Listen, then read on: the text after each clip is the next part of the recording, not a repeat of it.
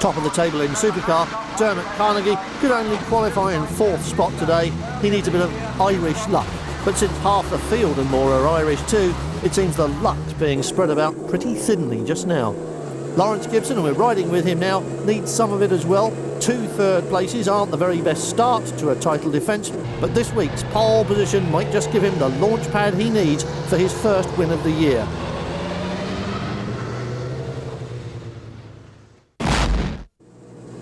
Carnegie won the first race. The returning Pat Doran won the second, and though the RS200 didn't qualify too strongly, it is a phenomenally quick race car, and Pat Doran doesn't seem to have forgotten too much about hustling it around the circuit. This could be the race of the day here at Anglesey as the supercars prepare for the A final. And McCluskey all over the place on the start line. Gibson sneaks through. Lawrence Gibson leads it. Pat Doran on the inside, and there's a touch there. Everybody gets involved, and John McCluskey going backwards minus a wheel, and I think everybody else got away with it. Here's Lawrence Gibson, Dermot Carnegie behind him.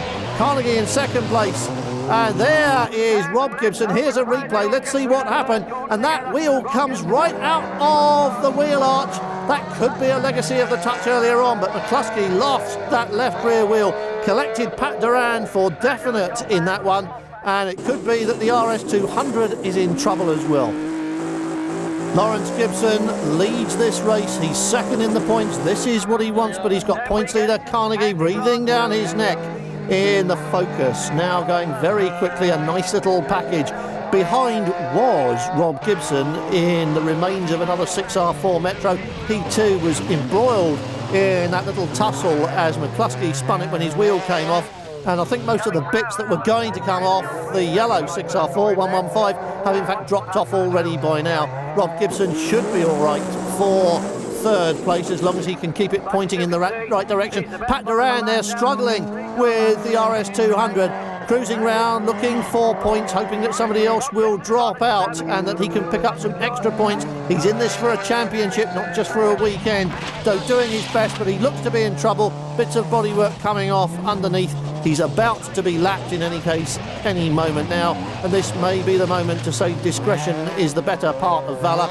Rob Gibson, who was the other one who got badly damaged, looks fine. He's right in the hunt for second place, looks to be challenging Dermot Carnegie, and Lawrence Gibson coming off the rough, going up the hill and back onto the shale. Looks to be seeing not very much at all. Once again, he's got a visibility problem. Oh, and Duran's got a handling problem. It's all over. Spins in front of them. They're coming round to lap him, and they're going to hit him. He's going back across the track and just gets out of the way. Race leaders coming through. Lawrence Gibson, Dermot Carnegie, and then Rob Gibson, first, second, and third. 6R4, Focus, and 6R4. It's the old versus the new, and I think it's 6R4, 6R4. He's alongside. Rob Gibson's really having a stab at this. Dermot Carnegie is in lots of trouble. Rob Gibson's coming through on the inside. He's found a place to get through. Carnegie runs wide. Gibson in second place. It's 6R4, first and second. Lawrence Gibson leads Rob Gibson. What an extraordinary afternoon it's been at Anglesey, and it isn't over yet. Lawrence Gibson out of the dust cloud, heading towards the checkered flag with Rob Gibson behind him.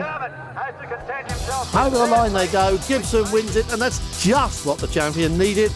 And if he could have asked the Piskies for anything else, he would have asked for Carnegie not to finish second. And there's Rob Gibson with another Metro. A great day for the Little Bricks, and not so great for Dermot Carnegie. Or Pat Doran, come to that.